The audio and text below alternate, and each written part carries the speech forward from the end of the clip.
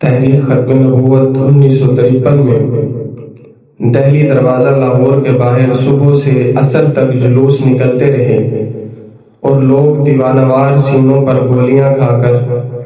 آقا نامدار صلی اللہ علیہ وسلم کی ناموس عزت پر جان قربان کرتے رہے۔ عصر کے بعد جب جلوس نکلنے بند ہو گئے تو ایک 80 سالہ بوڑھا اپنے معصوم 5 سالہ بچے کو اپنے کندھے پر اٹھا کے لایا۔ باپ نے ختم نبوت کا نعرہ لگایا۔ بچہ معصوم جو باپ سے سبق پڑھا تھا اس کے مطابق زندہ باد کہتا۔ 2 گولیاں آئیں، 80 سالہ بوڑھا اور 5 سالہ معصوم بچہ، سینے سے